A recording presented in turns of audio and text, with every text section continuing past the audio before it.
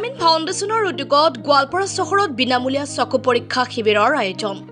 যোৱা 23/6/2024 ইংৰাজী তাৰিখ ৰবিবাৰে গোৱালপাৰা চহৰৰ 11 নং ৱাৰ্ডৰ বানিয়াপাৰা অংগনবাদী কেন্দ্ৰত আৰামিন ফাউণ্ডেশ্যনৰ উদ্যোগত ERCৰ সহযোগত আৰামিন ফাউণ্ডেশ্যনৰ সভাপতি অধিবক্তা ৰুহুল আমিনৰ নেতৃত্বত এক বিনামূলীয়া চকু পৰীক্ষা শিবিৰৰ আয়োজন কৰা হৈছে।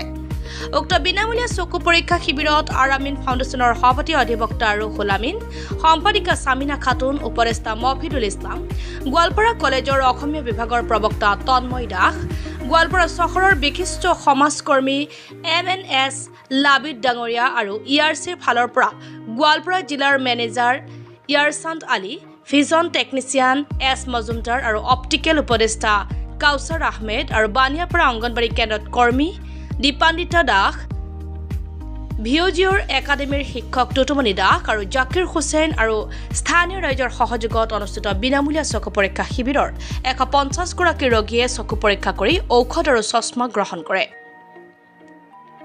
যোগীঘোপৰ পৰা চাহানুৰ ইছলামৰ ৰিপৰ্ট TNC। আজি আমি আৰামিন ফাউণ্ডেশ্যনৰ উদ্যোগত গোৱালপাৰা পশ্চিম অংশ বিশেষকৈ বানিয়াপাৰা, ভাটিপাৰা, হাছিৰাপাৰা আৰু নতুন বস্তি এই মানুহখিনিৰ মাজত আমাৰ বিনামূলীয়া চকু চিকিৎসা শিবিৰ আয়োজন কৰিছোঁ।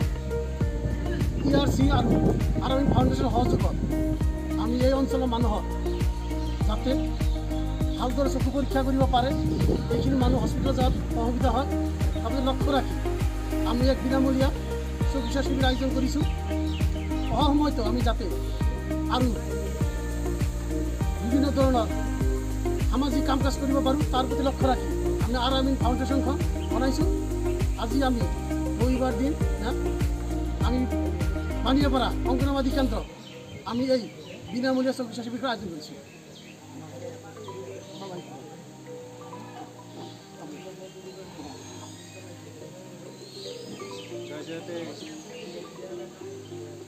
আৰামিন ফাউণ্ডেশ্যনৰ উদ্যোগত আয়োজিত আৰু ERCৰ সহযোগত আজি অনুষ্ঠিত হোৱা বিনামূলীয়া চকু চিকিৎসা সন্মানীয় ব্যক্তিসকল,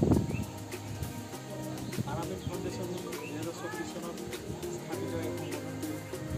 কিছুদিন আগতে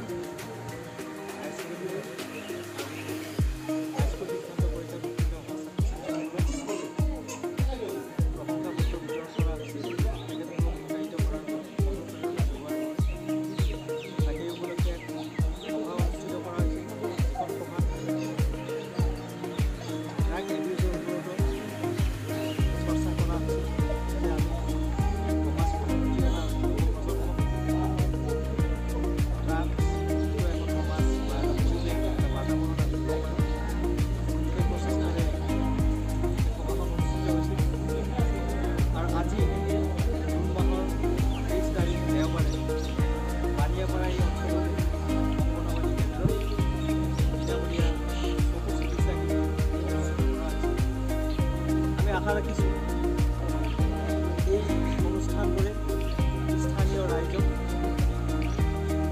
যথেষ্টখিনি সহায় কৰিব।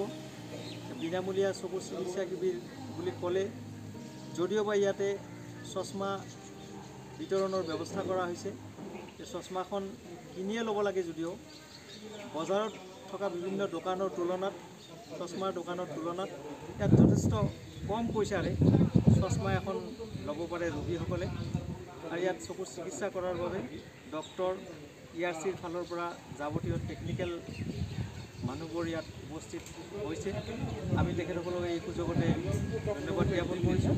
আৰু অহা দিনত এনেধৰণৰ অনুষ্ঠান যাতে আৰু কৰিব পৰা যায়, সমাজখনৰ উত্তৰণৰ কাৰণে, সমাজখনৰ উন্নতিৰ কাৰণে, সমাজৰ প্ৰতিগৰাকী ব্যক্তিৰ প্ৰতি সংগঠন তথা সংগঠনৰ লগত জড়িত ব্যক্তিসকলৰ যি দায়বদ্ধতা, সেই দায়বদ্ধতা যাতে পালন কৰি আৰামিন ফাউণ্ডেশ্যনে অহা দিনত আগবাঢ়ি যাব পৰা যায়, সেই আশা কৰি এই সংগঠনৰ উত্তৰোত্তৰ কামনা কৰিলোঁ। ধন্যবাদ।